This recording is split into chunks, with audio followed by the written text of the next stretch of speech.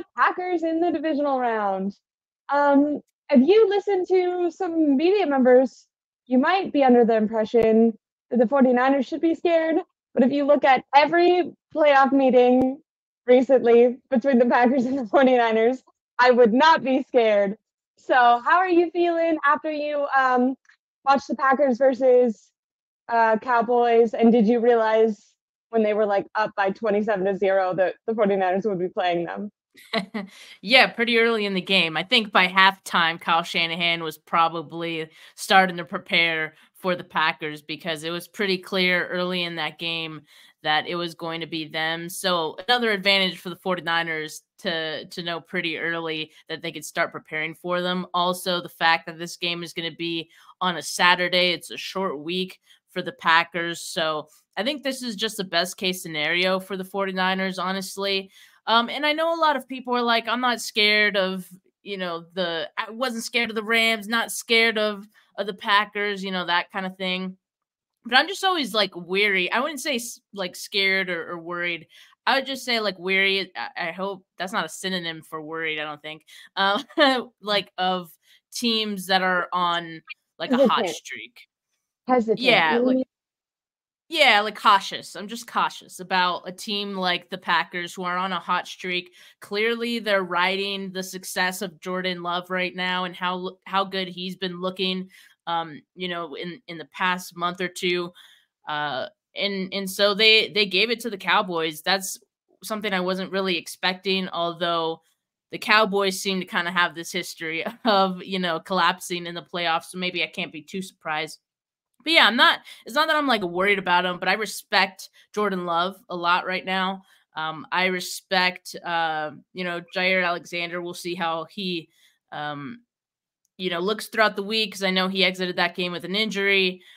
But yeah, I'm not scared. play? He's been a I baller. will. He's been in and out all Yeah, year with yeah, the no, he's good. He had CeeDee Lamb in hell. Like Lamb couldn't do anything when he was in there covering him. So I'll say this too, because I know you mentioned, all the success that the 49ers have had against the Packers in recent history in the playoffs. This is a completely different team. Well, not completely, but for the most part on offense, it's almost completely different. Aaron Jones probably like the only mainstay since the last time the 49ers played, and AJ Dillon, I believe, who was with that team as well, but completely revamped pass catchers, bunch of young wide receivers. I like the group of receivers they have. And, we mentioned Jordan Love being the starter now, and he's looked great. He's been throwing the ball like, I know Rich points out the term arm arrogance. He has a lot of arm arrogance, and he can fit it into tight windows that you can't really defend. So, yeah, it's going to be a tough test, but I think, the 49ers, if they're the team that we've been hyping up this entire year, they should be able to come out with the win. found this kind of interesting. Jordan Love and so the Packers and the 49ers both 7-3, right? The last 10 games. And then Jordan Love is averaging or over those 10 games, he has 23 touchdowns, only 3 interceptions. So that's kind of amazing. And when you talk about it being a new team, in some ways you would think that was scary, right? Like I have a friend who's a Packers fan, and he actually messaged me and he was like, I support everything you do, but this next week we're gonna be enemies until my Packers smoke your 49ers. And I was like, good luck, buddy. But the funny thing is he did say, he was like, with us being a younger team, I kind of expected us to be like a year away from the playoffs. But the cool thing about this team being younger and Jordan Love kind of being at the helm, besides Aaron Rodgers, is I feel like they do things more on the fly now. Like they're kind of like they don't realize the big position they're in. Like they haven't lost yet, so they don't have that like scar tissue that maybe makes them hesitant or real. Like it feels like they're just kind of going out there and seeing what they can do and being like, hey, we're same vibe as the Texans, right? Like we're kind of at this point, people think we're just lucky to be here. So we're just going to go out and give it our all. If we lose, people are going to be happy with us. And if we win, like, it's going to be a cool surprise. And like, when they start getting momentum in a game, you can kind of see that like spunk, because they are such a younger team. You can see that spunk in them. Mhm. Now you did point out the injuries. That Packer injury report was like 15 players long.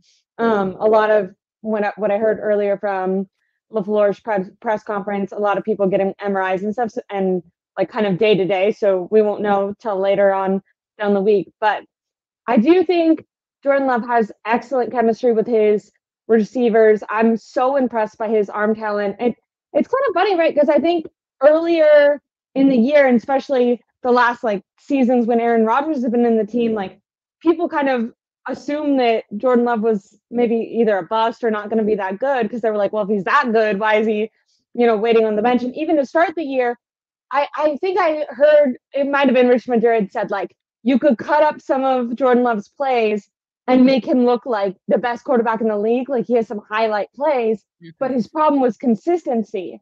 But over Yeah. the last couple, not even couple, but 10 weeks, you've really seen that team get more consistent, especially as their players ironically got, healthier. I know at NDSU with Trey Lance, Christian Christian Watson. Watson. He was on, has really struggled with injuries earlier in his career, but they have really great chemistry when he's in the game. Um, I don't know. I'm very impressed by the Packers, and I feel like I kind of got had to like reassess them in this game, because even though they're the Cowboys and they suck and they always lose in the first round of the playoffs, just because of Green Bay's youth, not because like I always thought, oh, they're going to be scary coming up, like they have some talented playmakers, but I assumed, one, that it would be a close game, and two, because it was at home, I thought Dallas was going to win. So I was Mhm. shocked that they put that team away. Also, though, if you look back at those 10 games and at all their games this year, most of them aren't blowout wins. Most of them are those Right. competitive back and forth wins. That's how they beat the Lions, was like a really close win. And so when you think about that, and we've talked about maybe some of the hesitation we have with the 49ers, it's like they have to kind of start out and get a lead. And I thought the thing that I really liked when we're talking about Spunky and the Packers, they won the coin toss and they chose to get the ball first. Mhm. That Yeah. was cool too, because like that's like, I don't know. I know there's an argument to like kind of getting the ball twice, like when you get it back out. But I thought that shows some confidence. And if they did that, because the 49ers game plan is normally to like stop the other team on their first drive and score right away, like kind of take an early lead. And this Green Bay Packer can hang around in close games. So I really feel like this 49ers team, although I do think are more experienced and more talented, I do think they're going to kind of have to stick to their game plan if they really want to, win, because I do think this could be one of those back and forth games that they're not used to yet. How are you? Do you have confidence in the 49ers going into this game? I know it's earlier on in the week, but close game. I do like you pointed out the rest factor with all the injuries. That's going to be a problem. And for the 49ers, it's going to be really good. But they can't afford, I know Steve Young talked a lot about rust. They can't afford a rusty Brock Purdy in the first half, because by that time, the game might be over. So, Yeah, I feel confident about the 49ers as I have like all season, right? I mean, because when they're playing their best football and when they're healthy, there isn't a team that can really stop them. I think the game against the Ravens being like an outlier in that. But aside from that, I think the 49ers have shown that they can be the better team. And you can even argue that the 49ers were moving the ball in that Baltimore game, you know, which Baltimore, one of the top defenses in the league, and they got like 500 yards worth of offense in that one. So, yeah, I do feel confident in the 49ers in this one. I think, yeah, the fact that the Packers are young, you say spunky, that's a good word. Yeah, I think like they play freely. And the fact that they have so many young receivers, like they're just having fun out there. Like that's what it looks like.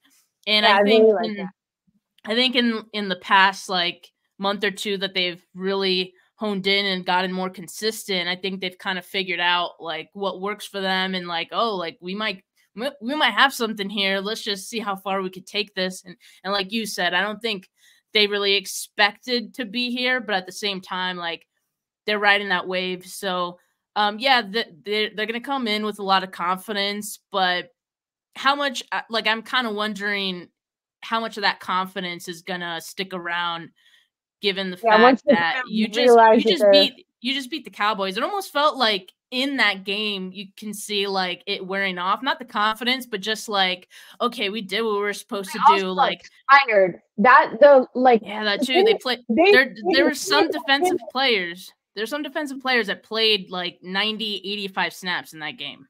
yeah. Because didn't they took their starters out for a second and then they ended up with them back Yeah. in? I don't know if they Yikes. put him back in. I wasn't really like paying attention that hard at that point, but yeah, they had a lot of guys who Which, played a lot no of offense, snaps. They're Dak gonna Prescott be needed tired. that.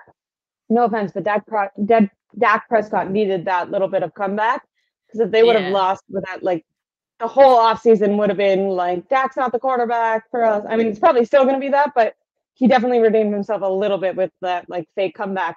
Which once again, I think when you watch that Packers defense, it looked like they really tired down, and maybe